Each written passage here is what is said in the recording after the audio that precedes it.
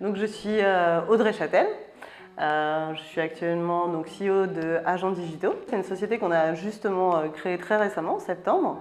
L'idée, c'est de se baser vraiment sur la méthodologie de Lean Startup, à savoir qui sont les clés de design thinking, de l'agilité et du growth hacking, sur vraiment utiliser ces méthodologies pour accompagner les sociétés sur différents objectifs. Donc ça peut être entre autres évangéliser sur les tests utilisateurs. Je suis également auteur du livre UX Mobile sur les clés de la conception de l'expérience utilisateur mobile.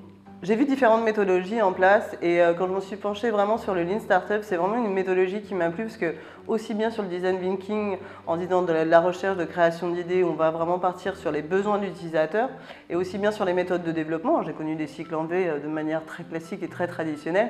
On voit bien qu'effectivement l'agilité, c'est quelque chose qui fonctionne beaucoup mieux.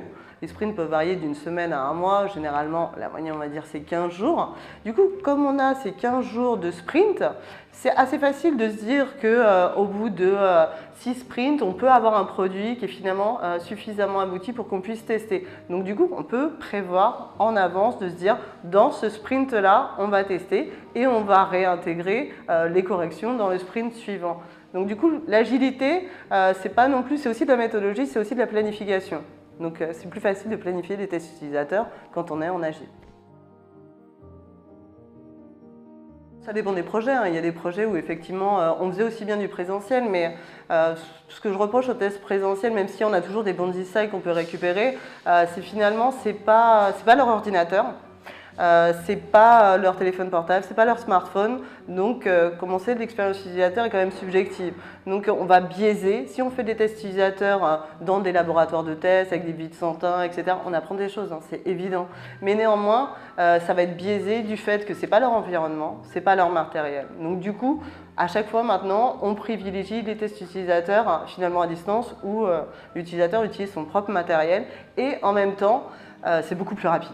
Ça, on s'est aperçu qu'on peut avoir des feedbacks quasiment immédiats et voilà, sur des sprints agiles de 15 jours, on peut intégrer tout de suite les corrections, ce qui nous évite de redévelopper encore pendant 2 sprints, à savoir 1 mois. Voilà, on gagne quand même 1 mois, donc c'est quand même énorme. Donc c'est pour ça qu'on privilégie maintenant les tests utilisateurs à distance. Ce que j'aime bien, c'est le test AFIX, c'est qu'il charge aussi des panels.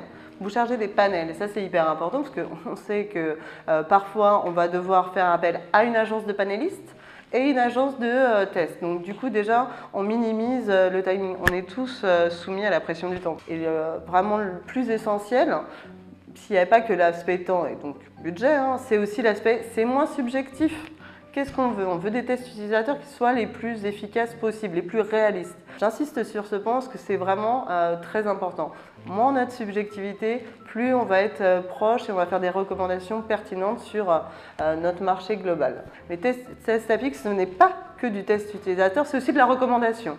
Donc nous, on a, et nos UX designers ont suivi aussi les recommandations effectuées par TestAFIX. Parce que c'est vrai qu'il y a un volume extrêmement important de vidéos et donc TestAFIX fait tout ce travail de recherche grâce au verbatim, les extraits de vidéos qui démontrent ces points clés. Et donc voilà, ces recommandations vont aussi être intégrées.